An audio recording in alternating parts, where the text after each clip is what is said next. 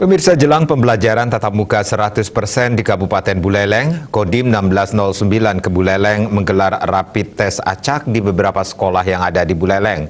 Rapid test ini dilaksanakan untuk mengantisipasi klaster baru di sekolah menjelang pembelajaran dimulai.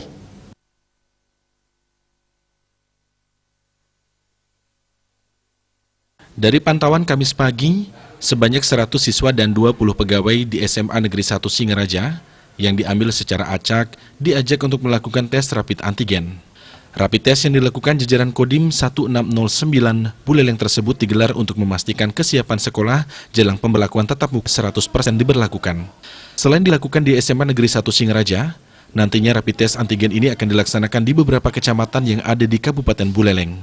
Rapid test tersebut dilakukan untuk memastikan sekolah aman dari penularan COVID-19 jelang diterapkannya PTM 100% pada pekan depan. Untuk 3T itu tetap kita laksanakan. Dengan kita melaksanakan testing random seperti ini, testing acak, setidaknya kita memiliki keyakinan ya Bu Kepala Sekolah ya, bahwa memang situasi pelaksanaan pembelajaran tatap muka yang dilaksanakan di SMA 1 Singaraja ini sudah sesuai dengan protokol kesehatan dan aman. Selain menyasar siswa SMA, nantinya rapid test acak ini juga akan menyasar siswa SMP, mengingat aktivitas siswa SMP dan SMA lebih tinggi dan beragam. Selain itu juga, rapid test ini dilaksanakan untuk memastikan satuan pendidikan aman dari penyebaran COVID-19 varian Delta.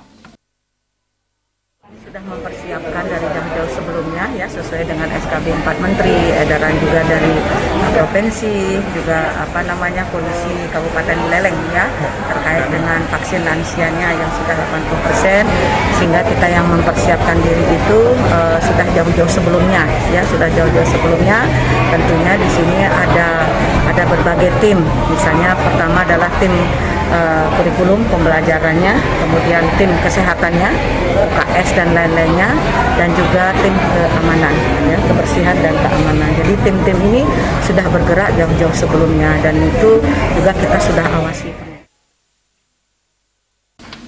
Dalam pelaksanaan rapid test yang dilakukan di SMA Negeri 1 Singaraja, semua siswa maupun guru dan pegawai dinyatakan negatif. Komang Yuda, Bali TV.